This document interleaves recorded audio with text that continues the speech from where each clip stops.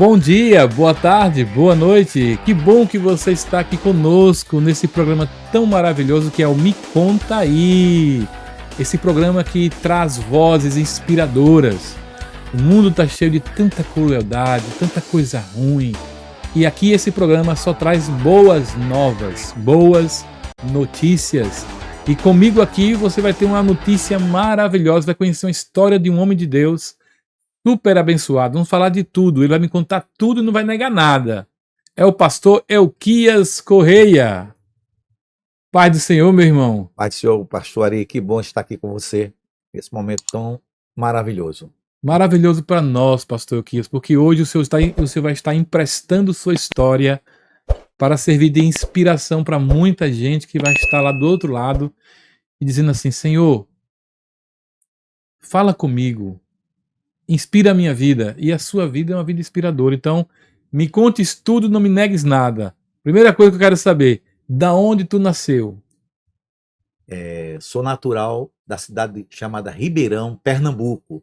É pernambucano, terra de Lampião. Exatamente. A minha cidade fica exatamente hoje, 70 quilômetros de Recife. Antigamente era 85, agora são 70. Por quê? Questão da duplicação, né? Aí encurtou, né? Então a cidade hoje ela fica a 70 quilômetros da capital. É uma cidade, Ribeirão, uma cidade hoje também diminuiu a população. É uma cidade hoje na faixa de 40 mil habitantes, com a questão do fechamento das usinas, que ela era cercada de usinas de açúcar. E com assim a diminuição das usinas, isso trouxe um êxodo para a capital. Então muita gente também transferiu essa coisa toda. Então a cidade hoje ela diminuiu o seu quantitativo populacional. Ribeirão hoje é uma cidade nessa faixa de 40 mil habitantes. Então você nasce em Ribeirão e como é que foi parar em Sergipe? Criança, adolescente, jovem, já adulto? Minha história com Sergipe é uma história linda e maravilhosa. Ela nasceu no ano de 84. Eu vim justamente 41 anos, indo para 42 anos, e é justamente a minha história aqui. Eu tenho mais tempo em Sergipe do que no meu estado, Pernambuco. Então, eu vim em 84, fui convidado para fazer uma conferência na Igreja Batista Moriá, que era uma antiga cenáculo de oração na rua Tenente Cleto Campelo, no 18 Forte, por trás da Assembleia de Deus de Madureira. Naquela época era chamada Assembleia de Deus de Madureira, que hoje é Debrais. Sim. E na época era o saudoso Jonas, pastor Jonas Teles, se tornou meu amigo, ele e a esposa, a missionária anunciada. E aí eu fiz uma conferência na igreja, na época o pastor Rui Santos, né, que se aposentou como oficial de justiça aqui da capital. Pastor Rui foi quem me trouxe para Sergipe em 84. E aí eu ministrei, eu vim ficar 3 dias de ministração, sexta, sábado, domingo, fiquei 6 meses. E daí nasceu uma relação maravilhosa. E depois eu fui convidado pelo pastor Gerson Vilas Boas, que nesta época ele era o secretário nacional da CBN, que é a Convenção Batista Nacional.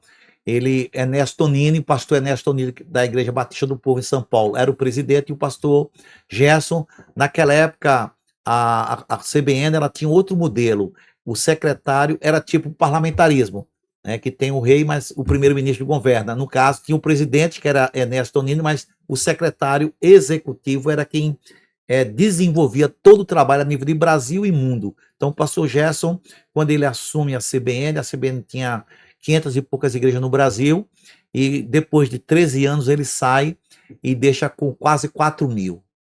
Inclusive, comprou uma sede em Brasília, que hoje foi avaliada em mais de 60 milhões, uma chácara. Inclusive, eu estou indo para lá agora em abril, que é o encontro nosso do Simplex, que é todos os presidentes de convenção do Brasil, né, dos 27 estados e da Ordem dos Pastores. A gente tem o Simplex, que é essa reunião que acontece anualmente lá em Brasília.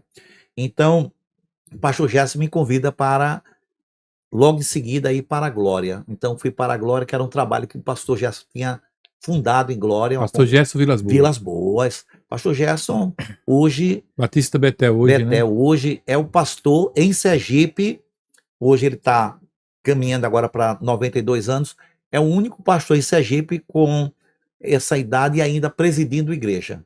Então, o pastor Gerson hoje, inclusive, iremos fazer uma grande homenagem a ele, dia 20 e 21 de março. Está vindo pastores do Brasil todo para cá. Vou convidar todas as denominações do estado.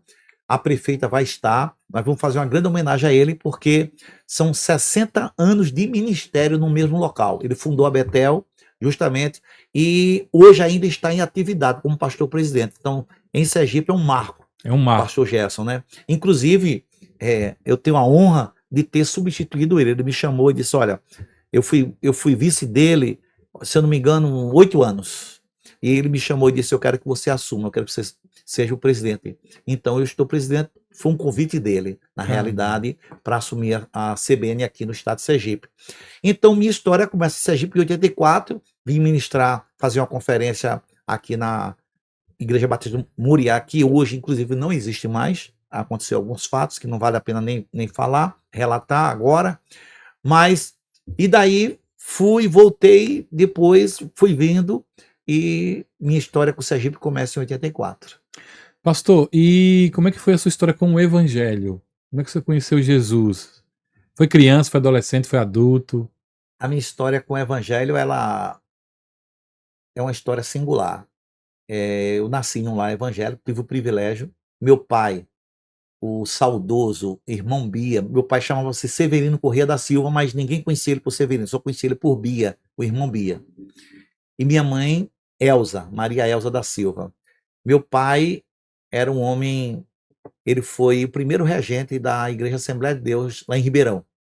Então meu pai era um homem ilibado. As pessoas diziam assim naquela época: se um dia eu vou ser crente, eu quero ser crente como Bia. Então meu pai era um homem de referência na cidade toda.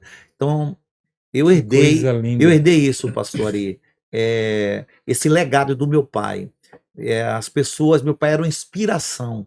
A vida do meu pai era uma pregação. As pessoas dizem: crente é como Bia. Então a cidade de Ribeirão naquela época, elas conheciam, meu pai era conhecido assim como um cristão autêntico. E o legado era esse. Eu ouvi muitas pessoas dizerem para mim: rapaz, se um dia eu for crente, eu tenho que ser crente como Bia. Então, assim, o testemunho dele era maravilhoso. Então, meu pai foi o primeiro regente da Assembleia de Deus lá de Ribeirão. Minha mãe foi líder do ciclo de oração mais de 20 anos lá. E eu nasci e fui consagrado na Assembleia de Deus. Porém, de 9 para 10 anos, eu fui ser criado com meus tios.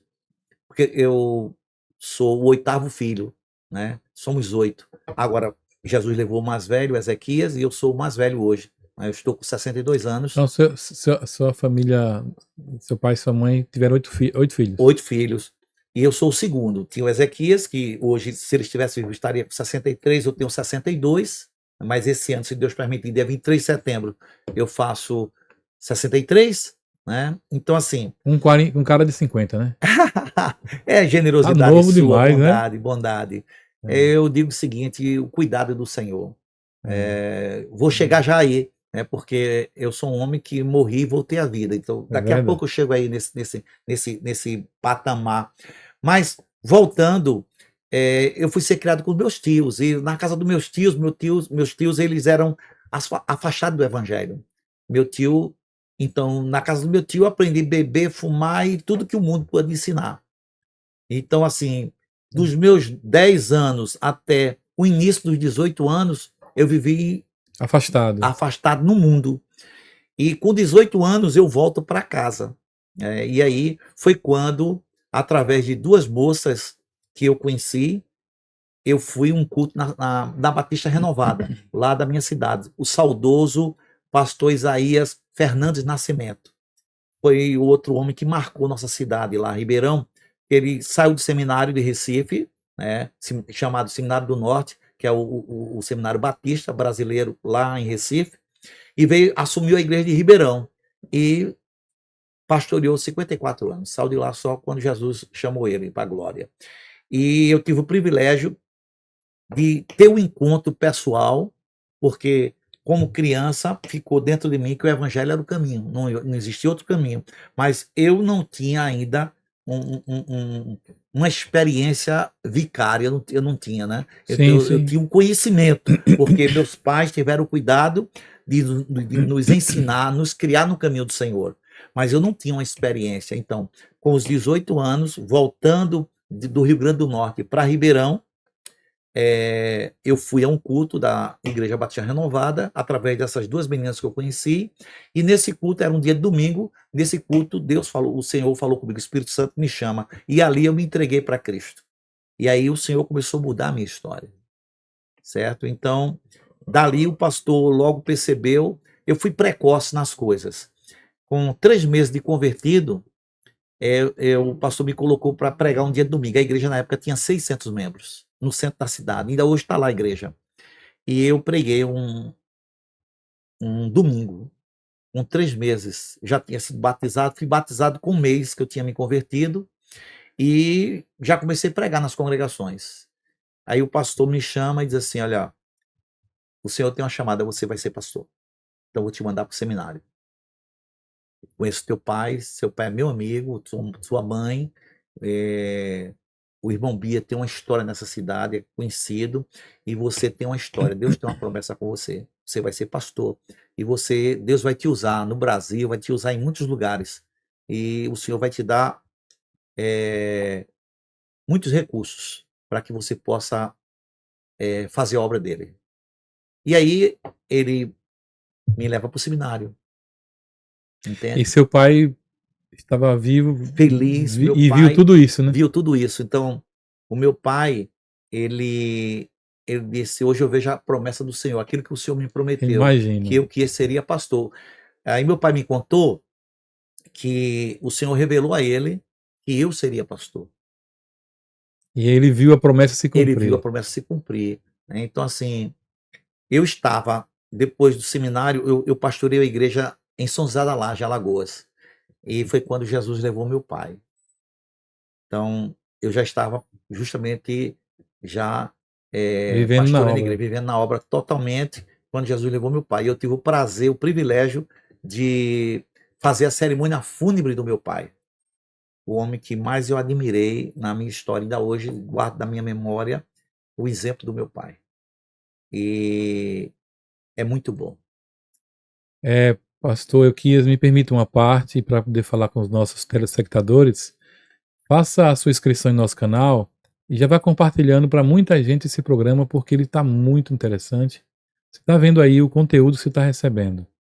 E, desde já, aproveite esse conselho, você que é filho, você que é filha, olha o que esse pastor está falando.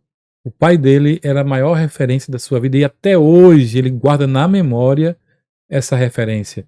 O que mais nós estamos precisando hoje é de referências, porque o mundo está ficando sem essas referências. A figura de pai e mãe está sendo muito distorcida. Estão distorcendo muito a figura de pai e mãe.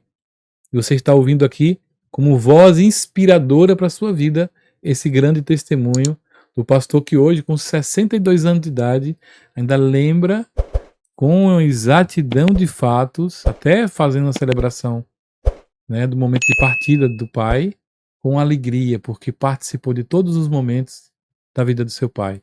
Que você também tenha na sua vida essa inspiração, tá bom? E não esqueça, compartilhe para todo mundo e vá dando seu like aí.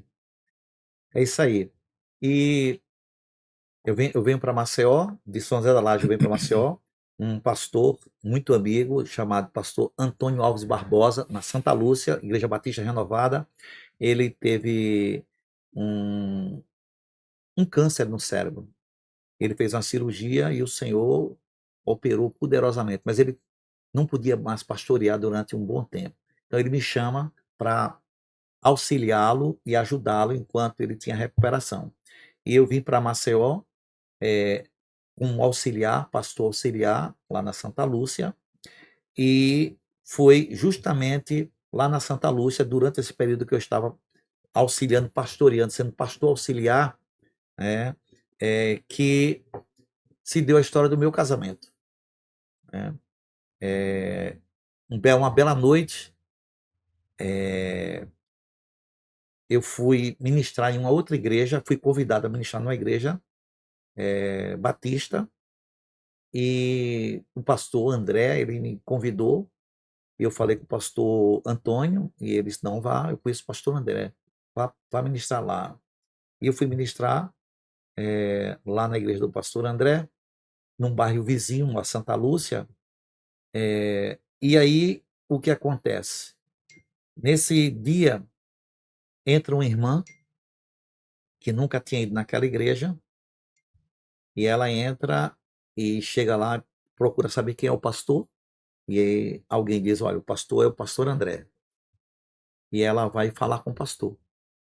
Aí diz, pastor, nessa madrugada, o Senhor me acordou, e eu vi o Senhor, eu vi esta igreja. Eu nunca entrei nessa igreja, o bairro era Salvador Lira, que é vizinho a Santa Lúcia, lá em Maceió. E o Senhor me falou, eu vim aqui falar com o Senhor, e eu vi este pastor aí, esse pastor aí que está aí, que vai pregar.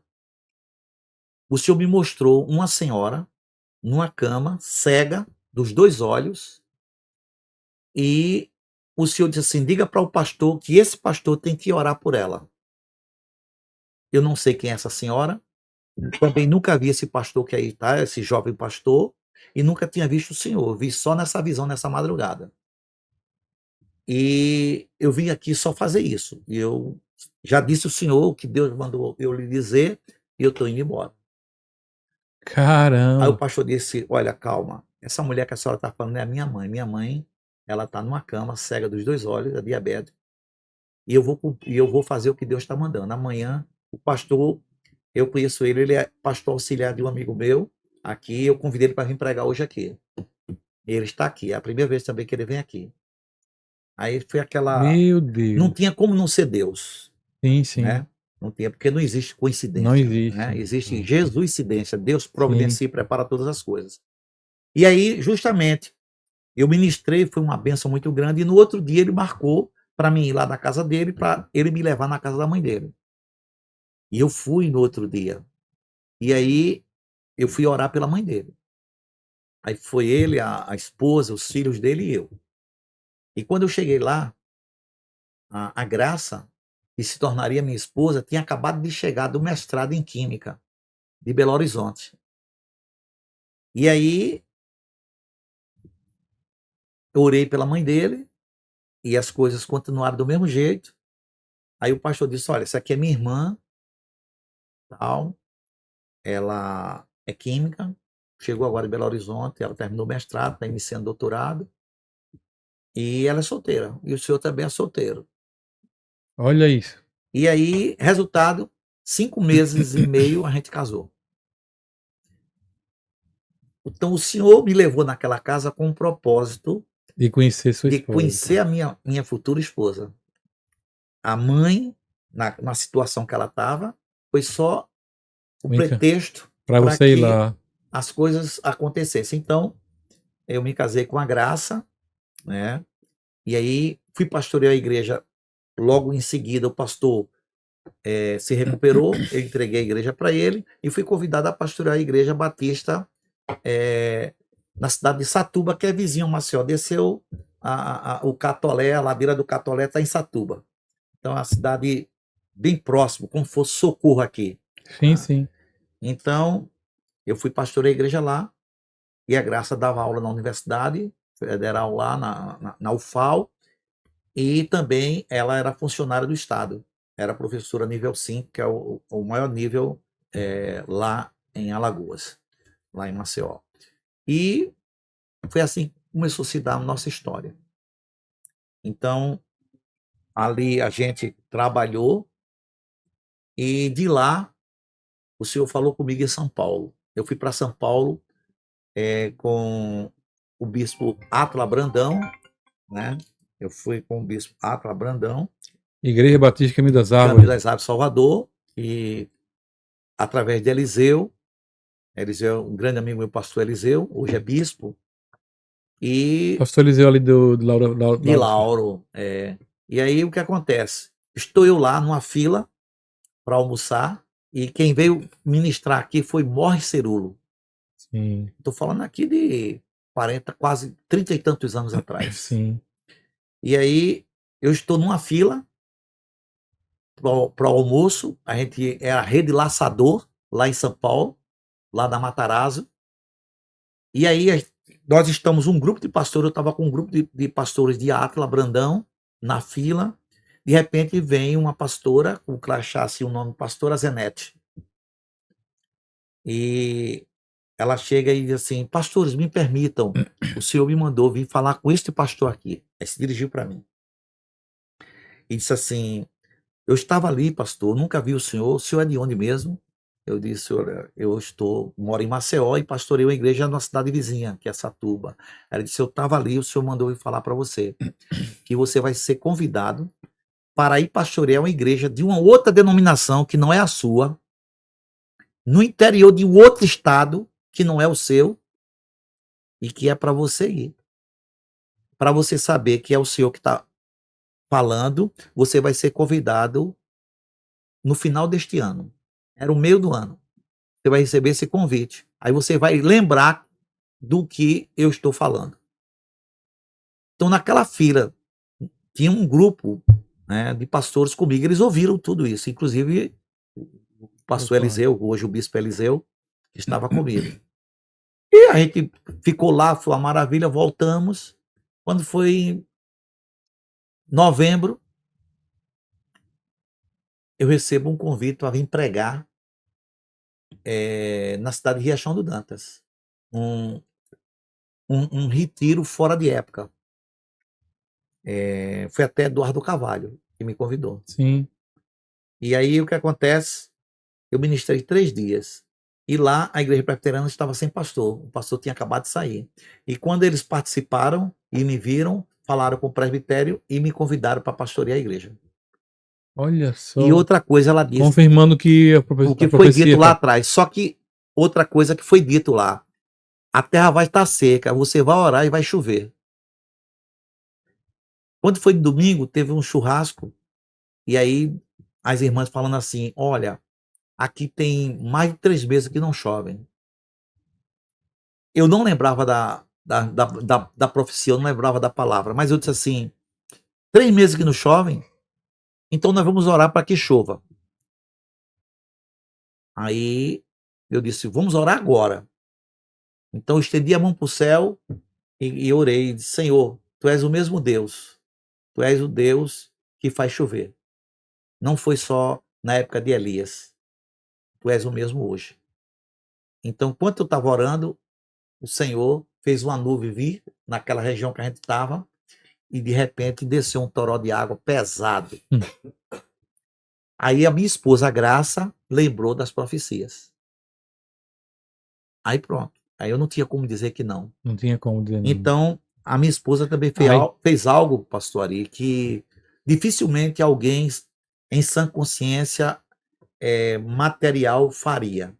Minha esposa era federal e estadual. Ela pediu o PDV do Estado e revogou, ela entregou, renunciou o emprego federal. Meu Deus. E a gente veio para Riachão Dantas, saiu de uma cidade de 1 milhão de habitantes na época, Maceió, e viemos morar em Riachão, que na época tinha 18 mil habitantes. E não tinha nem como ela transferir para cá, né? Não. Então, ela se entregou mesmo. Se entregou, ela acreditou e que era de Deus. Como foi, né? De Deus. E aqui eu pastoreei 6 anos a Igreja Presbiteriana de Riachão do Dantas e também pastoreei 1 ano a Igreja Presbiteriana Central de Estância, que fica no centro de Estância, hoje enfrenta a Câmara de Vereadores. E construí algumas igrejas nos interiores e o Senhor, ele me fortaleceu no ministério pastoral. E aí, depois de 6 anos, o Senhor falou comigo, tá na época de você ir para a capital, ficar na capital. Foi quando eu vim para a capital, o pastor Arivaldo disse: está na hora de você voltar para a sua denominação de origem, CBN, Convenção Batista Nacional. E eu entendi que era de Deus. Então, aí o pastor Gerson me chama e disse: já está na hora. Você precisa voltar para cá. Eu digo: então está na hora. Então, voltei para CBN, Convenção Batista Nacional. E fiquei com o pastor Gerson na Betel, né? E fiquei 2 anos com o pastor Gerson, auxiliando ele. E aí foi quando apareceu a Peniel, que eu vou fazer 14 anos como pastor titular da Peniel. Ali Deus me deu o privilégio de construir algumas igrejas aqui no estado, né? Inclusive a própria Peniel, eu derrubei a igreja anterior que o pastor Wilson Carlos do Amaral havia construído com os irmãos e construí uma outra 3 vezes maior e mais moderna, né, que você conhece. Sim, sim. E Prédio muito bonito. então, assim, hoje nós temos igreja em várias cidades aqui no estado, né? Eu construí algumas igrejas em várias cidades, estou com vários trabalhos e estou, nesse momento, como presidente da convenção. Fui reeleito para mais 3 anos, né? Meu mandato irá até 2028, e desenvolvendo o trabalho no estado de Sergipe. É uma história um pouco rápida, mas dá para você entender a direção de Deus. E o trabalhar do reino de Deus na O vida do trabalhar do Senhor, reino de né? Deus, né? Então, assim, Deus tem construído algumas coisas maravilhosas no nosso ministério, na nossa vida. A gente só tem que louvar e agradecer a Deus pela sua direção, né? Ultimamente, eu também tenho contribuído muito com a política sergipana, eu tenho ajudado muito no campo político.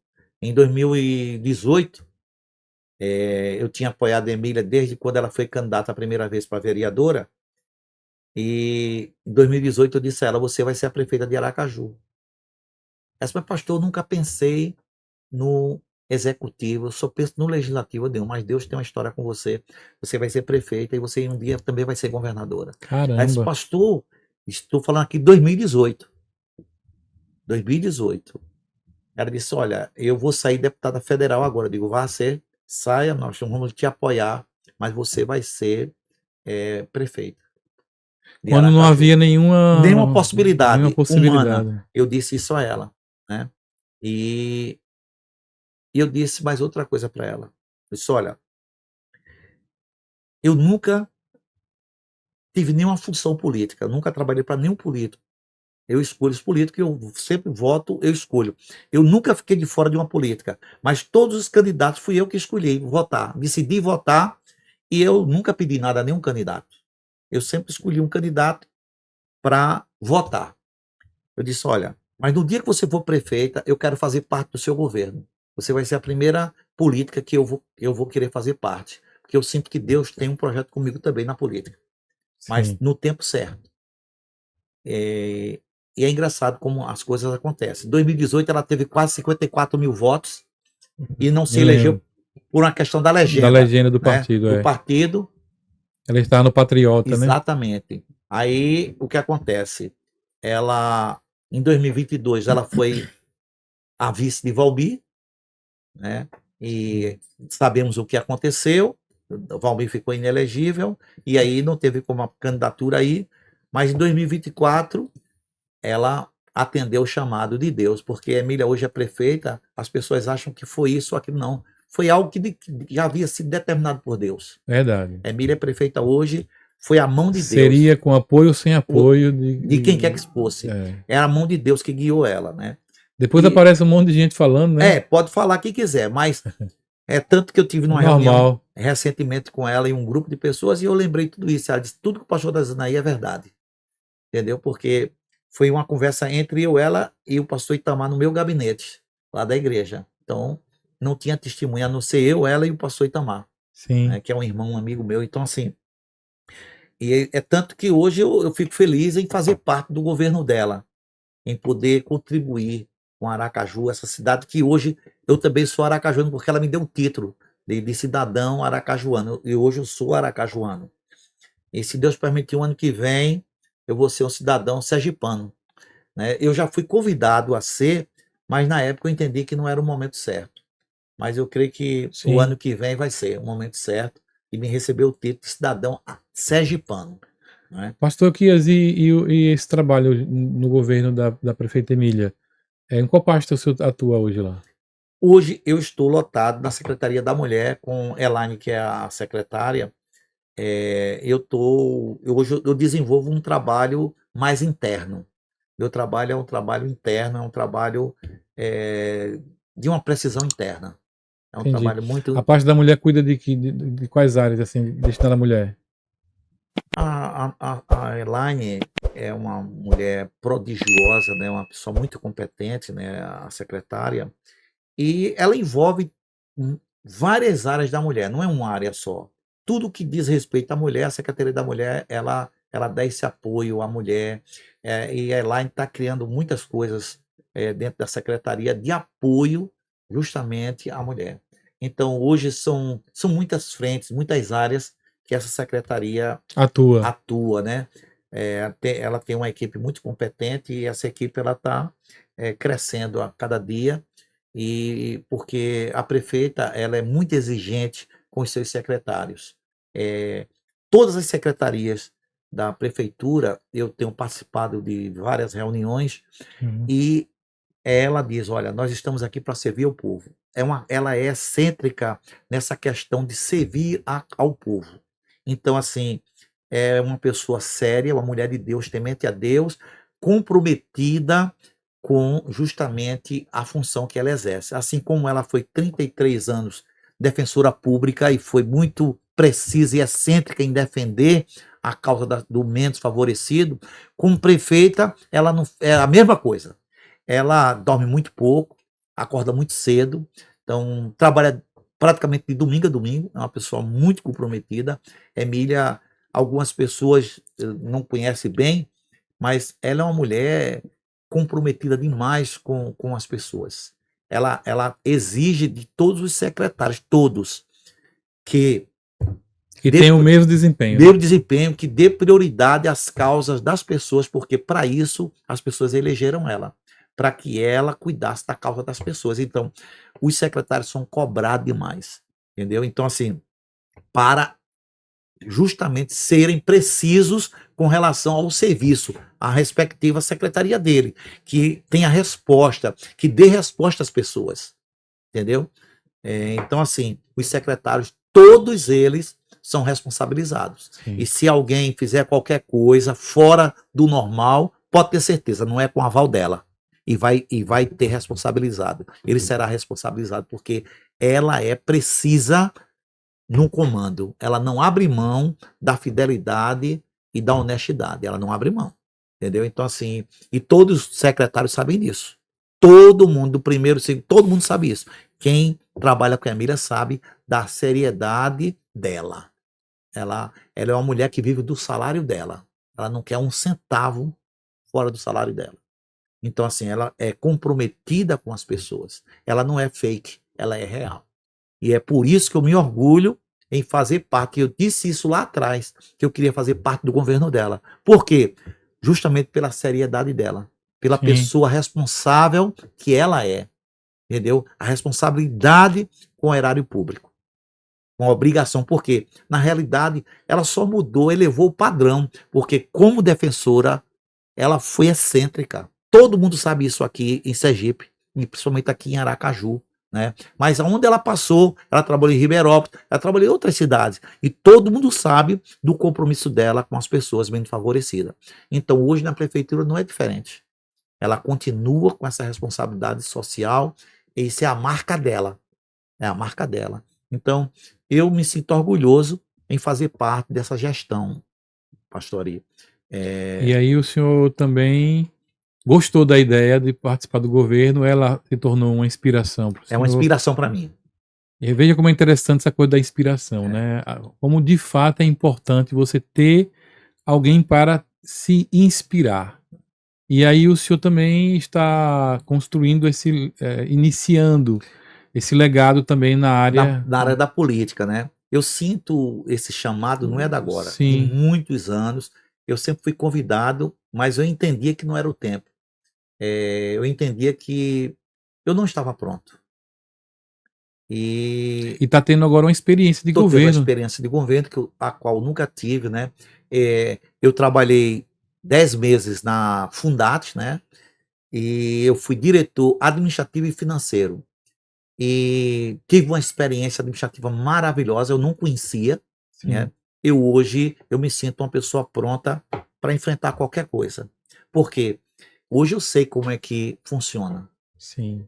Mesmo com pouco tempo. Mas agora não é de ouvir falar, não, né? agora é de realidade. Então, Agora meus olhos te que veem. vem. Como a gente, como pastor, já administra muita coisa, já Sim. sou acostumado a administrar, Já lida com muitas já lido com pessoas. muitas pessoas, com o financeiro, com tudo, a gente é acostumado já a administrar. Só mudou a questão de sair de um privado para um público, que é totalmente diferente. São Perfeito. mundos diferentes. Sim. São mundos que não se encontram. Sim. Mas a seriedade é que faz a diferença, tanto num quanto no outro.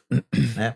Jesus disse: quem é fiel no pouco será no muito. Quem não consegue ser fiel no pouco nunca será no muito. Porque a base do muito é o pouco.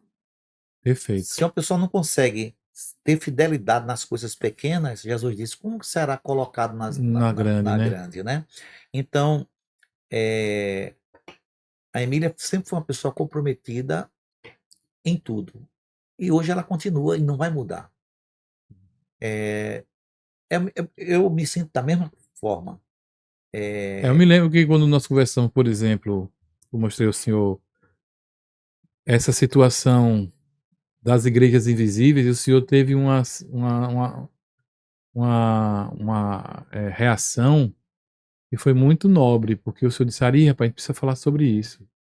Porque existe realmente um problema sério acontecendo com as igrejas pequenas.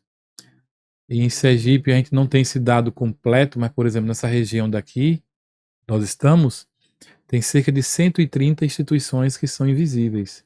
São igrejas muito pequenas, de 30, de 20, de 50, de 40, mas que fazem um trabalho juntas de contenção da criminalidade, da violência, da destruição da família, do crescimento do comunismo, que é algo que a gente precisa se preocupar muito, como pauta, inclusive política, né?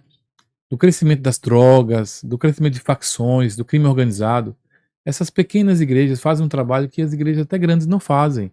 Porque um criminoso, alguém que está numa situação de vulnerabilidade social, um mendigo, um criminoso, um drogado, um viciado, um dependente químico, não entra numa igreja suntuosa.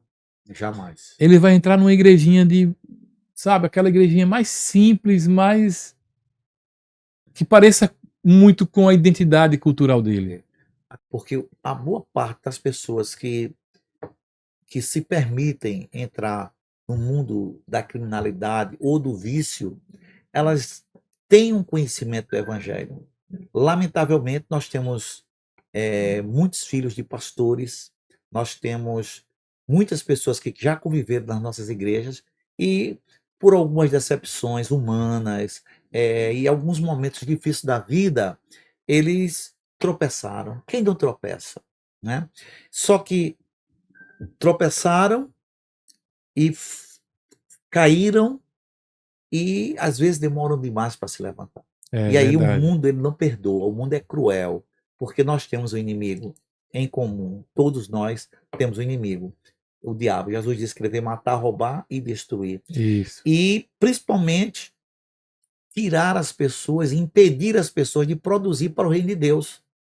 Né? Então, o que ele faz é justamente trazer para o coração das pessoas a desesperança, a vergonha.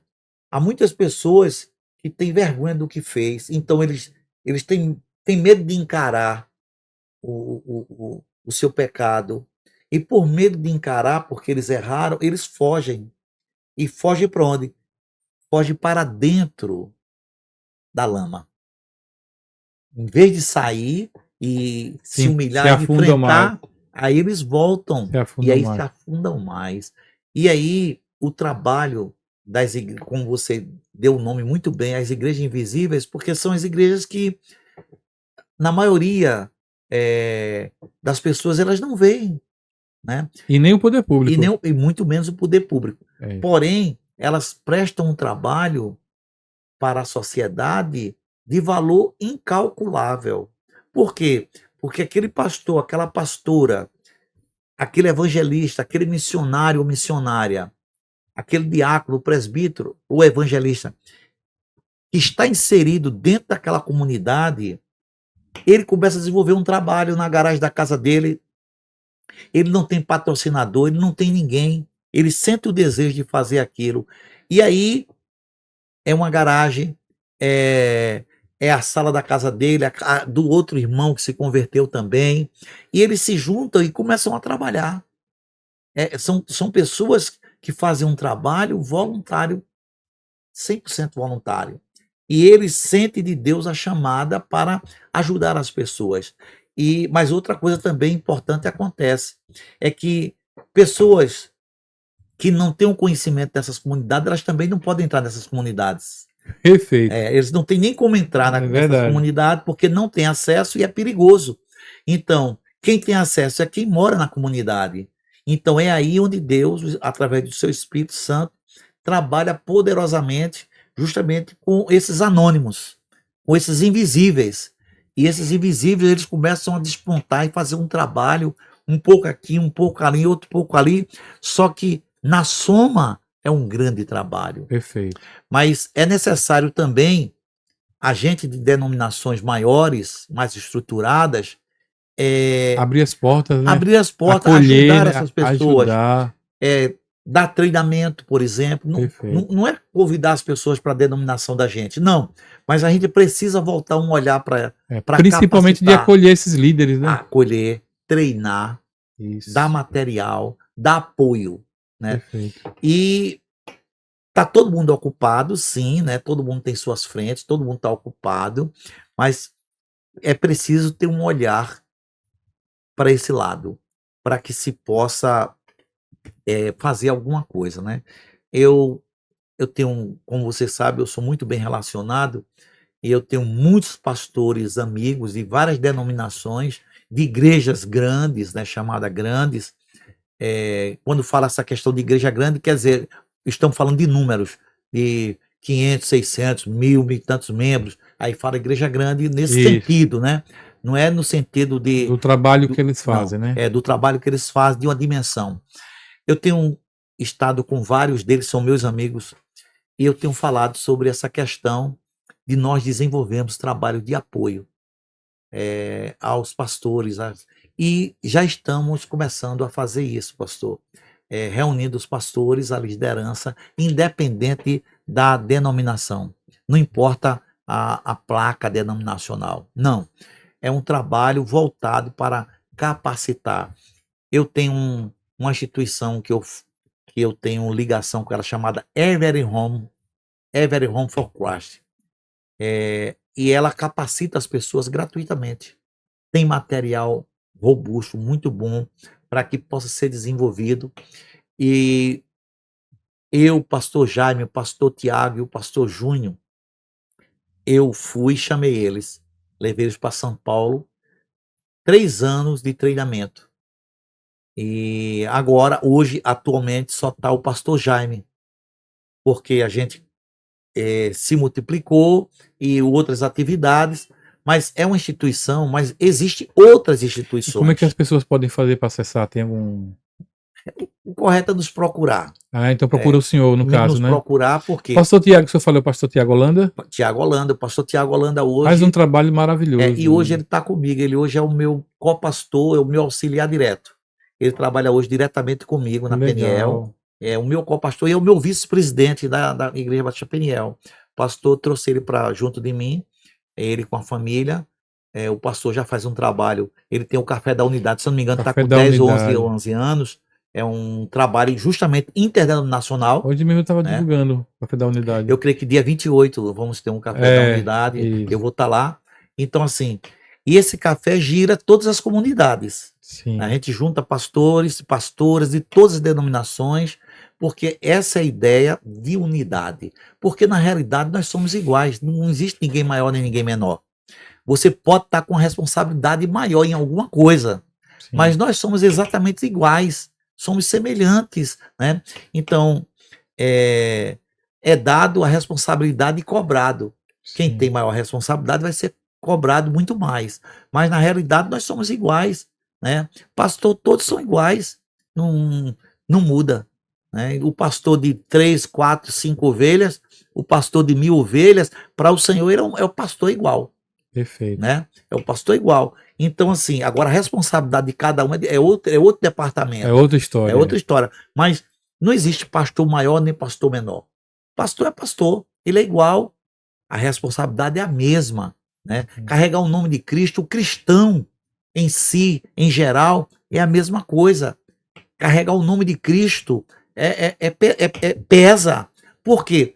Porque somos um espelho, como Paulo diz. Paulo diz, nós somos um espelho, que as pessoas vão olhar para a gente. Se Perfeito. você diz que você é cristão, que você é um seguidor de Cristo, independente do grau, se você é pastor, se você é apóstolo, se você é bispo, se você é um diácono, evangelista, ou um simples cristão, a responsabilidade é a mesma. Só que o peso é diferenciado para quem tem mais. A quem é dado mais, mais será cobrado, né? E quem vai cobrar isso é o Senhor. Quem vai cobrar isso é o Senhor. Né? Perfeitamente. Então, cabe a cada um se autoanalisar e entender o peso da sua responsabilidade frente ao mundo. Frente ao mundo. Porque se nós somos espelhos, as pessoas estão nos olhando. Aí vem o meu pai, não sai da minha memória. As pessoas diziam na minha cidade, crente é como um Bia. Então ele era um espelho positivo. E isso nos responsabiliza. Perfeito. Isso nos responsabiliza. A forma de ser um cristão, diz, eu sou um seguidor de Cristo. Então, tem que andar como seguidor de Cristo, né? Ter uma palavra séria, não querer nada de ninguém, ter uma vida ilibada, para que possa se assemelhar, para que as pessoas possam olhar e dizer assim, essa pessoa de fato é uma cristã. Por quê? Porque o fruto dela diz isso. Nós somos analisados por aquilo que nós produzimos, é o nosso fruto, né? Senão as pessoas vão dizer, olha, aquela pessoa lá diz que é cristã, que é crente, que é seguidora de Cristo, mas compra e não paga, mente, engana as pessoas. Então, não condiz com o seguidor de Cristo. Não há conformidade. Né? Não há uma conformidade. Então, a responsabilidade é a mesma, independente do título da pessoa. Se você é um seguidor de Cristo, somos iguais. Estamos no caminho. É tanto que os primeiros cristãos da época eram chamados os do caminho. Depois foi dado o nome de cristão. Mas primeiro era chamada os do caminho, né? Porque Cristo andava com eles no caminho, né? Então, assim, nossa primeira identificação foi essa, os do caminho. De qual caminho? Daqueles que acompanhavam o Cristo, o caminho de Cristo. Então, cristão de Cristo, seguidores de Cristo, aqueles que aprenderam e estão continuando, somos um eterno aprendiz. Então, estamos sempre aprendendo e nos autocorrigindo, porque nós não somos perfeitos, mas por isso que o evangelho, ele é todo dia. O que passou, passou, mas é o hoje e o que virá. Perfeito. Né? Então, é uma continuidade.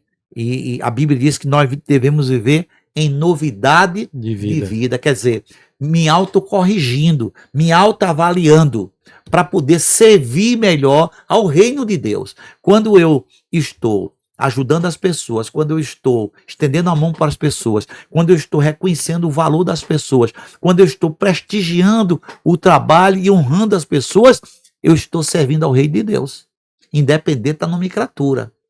Né? Então, assim, nós somos uma pessoa para servir ao reino. O reino em qualquer lugar, aqui ou em qualquer lugar. Independente, não precisa ninguém estar nos vendo. O Senhor está nos vendo. Isso. Né? Então, nós somos um espelho. Então, a nossa responsabilidade como cristão é muito grande. Então, assim, a questão das igrejas invisíveis, dos obreiros, há uma multidão, um exército de obreiros invisíveis.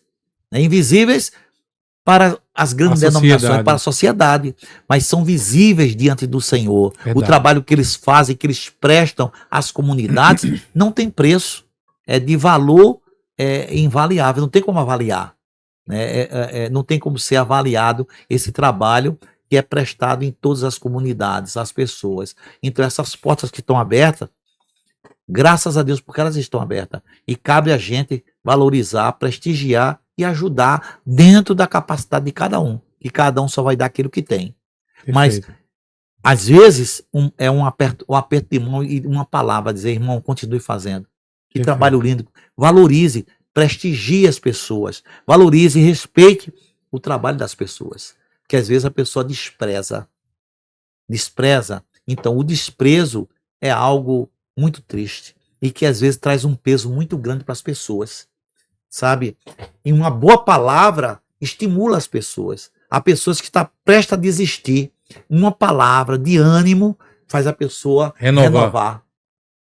Entendeu? Então, assim, Posso contar com o senhor nessa batalha, né, pastor? estamos juntos e vamos desenvolver projetos para ajudar os nossos irmãos.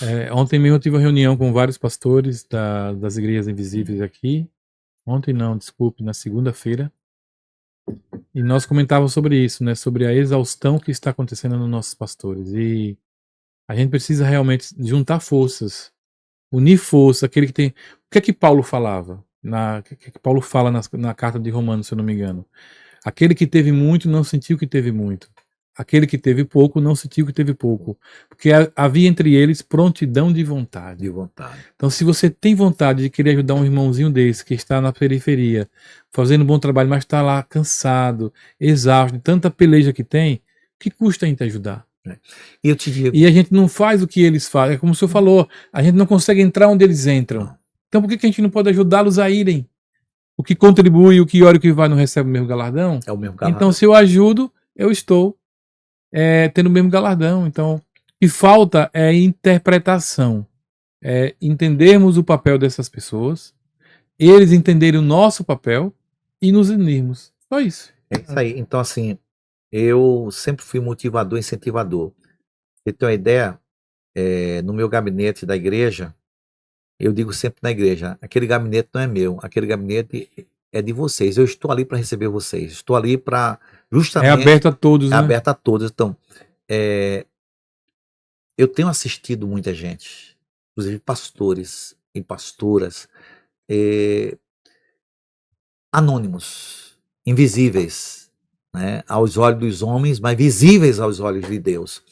E eu louvo a Deus porque eu tenho desenvolvido esse trabalho, pastor, já há muitos anos, não é agora. Eu venho desenvolvendo esse trabalho há muito, só que eu nunca divulgo, eu não falo porque não tem necessidade, né? Ao contrário, é maravilhoso poder servir ao reino. Nós estamos servindo ao reino. Servir ao reino é servir o próximo. É ajudar o irmão, é fortalecer o fraco, levantar o caído, dar as mãos àquele que tem pouco vigor, caminhar com ele às vezes, até por um tempo carregar nas costas. Existe um pensamento muito interessante sobre amor vertical e amor horizontal. Isso. Amor vertical, o amor que você tem a Deus. Amor horizontal, você tem a seu irmão, que simboliza os dois mandamentos que Jesus falou, né? Amará o teu Deus sobre todo o coração, sobre tudo, e o teu próximo como a ti mesmo. É a cruz, é o símbolo da cruz. Amor que aponta para o céu, vertical, e que aponta para o lado. Foi o símbolo da cruz dele. Então, pastor Quias, eu queria pedir ao senhor que pudesse fazer as suas considerações finais e agradecer a você por estar conosco até agora. Compartilhe esse programa para todo mundo. Você já viu que o programa está muito bom. Então, compartilhe para todo mundo. Faça chegar nas pessoas esse conteúdo. Se você puder também contribuir, tá aí o Pix do Instituto, porque esse trabalho é voluntário, né? A gente não recebe donativos de empresa, de nada, é as pessoas que ajudam. E se você gostou, vá lá e ajuda a gente também aí nesse projeto, tá? Pastor Quias, eu gostaria de lhe agradecer por esse primeiro programa, né? Porque vai virar caminho de roça. O pastor Quias vai estar vindo sempre nos ajudando aqui. E com certeza ele virá outras vezes, trará outros pastores também, outros amigos, para que sejam vozes que inspirem outras pessoas. E desde já eu quero agradecer a você que está aí conosco e pedir ao meu irmão que possa nos... Minhas considerações finais, pastor. Primeiro, quero te agradecer, né? Temos uma amizade já aí, uns 30 anos por aí. Por aí. No mínimo, verdade. 30 anos, no mínimo, né? Então, temos uma amizade longa, né? Graças a Deus. E dizer para você que da próxima vez que eu vier, eu vou falar sobre meu testemunho de vida. É o que aconteceu comigo. Faltou muita coisa. Não, aí não tem como agora, né? Mas o próximo, eu vou falar como o Senhor me trouxe de volta à vida. Eu morri literalmente, o Senhor me trouxe de volta à vida. Então, mas fica para o próximo. Pronto, então fica aí acordado, o pastor que vai voltar para contar com detalhes sobre essa experiência sobrenatural que ele teve de pós-morte e voltar, né, à vida. Então, tá aí esse compromisso já firmado já. Pronto. Vou combinar Então, com o senhor para a gente voltar aqui. Com certeza, pastor. Eu voltarei porque E edifica muita gente. edifica muitas pessoas, porque o que aconteceu comigo não é uma coisa qualquer. Pronto. Foi Então já algo, deixa aí algo no coração profundo, guardado. algo que precisa ser contado. Pronto, Né? vamos contar e vamos deixar isso eternizado nesse programa. Exatamente. Então, eu quero te agradecer por essa oportunidade. Também quero reforçar aos ouvintes, quero pedir a você que você possa contribuir com esse programa. Esse programa, como ele está falando, é um programa voluntário, né? Não tem patrocinador Não. ainda, mas terá. Ainda E não tem. Amém. que Deus abençoe Amém. Em nome do e Senhor Jesus. toque no coração de muitas pessoas para poder estar ajudando, né? Ofertando, porque esse é um trabalho lindo. Você tem trazido aqui vários pastores. Sim. E essas histórias que são reais, elas edificam muitas pessoas. Perfeito. Isso é uma evangelização. E num mundo onde só tem coisa ruim na internet, né? Exatamente. Então, isso A nossa proposta é muito é interessante. muito interessante, é uma proposta maravilhosa. Que Deus abençoe a todos vocês que estão aí vendo e ouvindo. Eu creio que isso vai ser visto por centenas e milhares e milhões de pessoas. Que Amém. Deus possa estar em Cristo, fortalecendo a sua fé, que você possa se permitir, na realidade, a se tornar um seguidor. E se você já é um seguidor, continue firme no caminho. Né? Perfeito. Tenha prazer de seguir o caminho do Senhor e esperar que as promessas do Senhor, ela vai acontecer na sua vida. Se você tem promessa de Deus, não desista. Tá difícil? Fique com Jesus. Porque eu te digo uma coisa, ele vai te ajudar a atravessar o deserto. Amém. Ele não vai te tirar do deserto, mas ele vai te dar a capacidade, da resiliência, para que você possa romper passo a passo o deserto da sua vida. E você vai chegar no oásis. O oásis vai chegar. Tenha certeza, quem permanece no deserto vai chegar no oásis, porque Deus é o Deus tanto do deserto como é o Deus do oásis. Então, que Deus abençoe a você. Um cheiro no coração de todos, tá? E estamos aqui, pastor Ari. Muito obrigado. Amém, meu tá? irmão. Deus te abençoe. Você é um irmão, um amigo. Deus te guarde, Deus Tá. te proteja mais e mais. E os irmãos da Igreja Batista Peniel, por favor, compartilhe esse programa, porque a partir de agora vocês vão estar conhecendo ainda mais a história do seu pastor. Vai conhecer, verdade. vai Há conhecer. muitas coisas que eles não sabem ainda, porque Isso, a gente vai, não fala. só agora. No... Agora aqui eu falei muita coisa. Por quê, pastor? Porque normalmente o pastor é só para ouvir os outros. Isto. Quem para ouvir o que o pastor tem para dizer? É pouca gente, porque ele chega na igreja, vai pregar, vai orar, aí chega um outro, tá precisando, você vai lá, mas ninguém nunca sabe da história dele, da vida dele.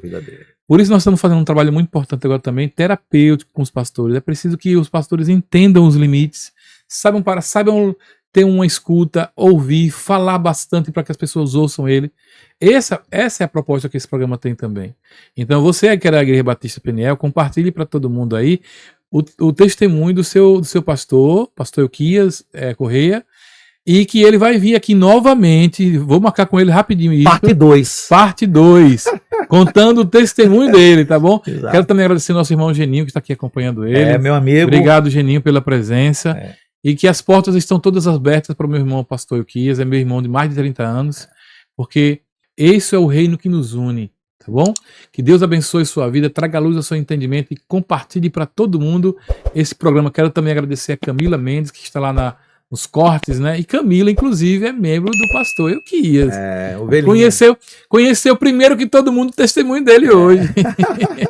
Conheceu em primeira mão. Camila, Deus abençoe sua vida mais e mais. Deus abençoe a todos que nos estão assistindo e que o Senhor Jesus seja o seu farol, tá? Que você repita assim comigo: eu habito no palácio do Altíssimo, eu descanso à sombra do Todo-Poderoso, eu aceito Jesus Cristo como meu Senhor e Salvador. Eu peço ao Espírito Santo que entre na minha vida e faça morada eterna. Repita comigo essas palavras e você vai ver o que vai acontecer na sua vida. Deus te abençoe. Até o próximo Me Conta Aí!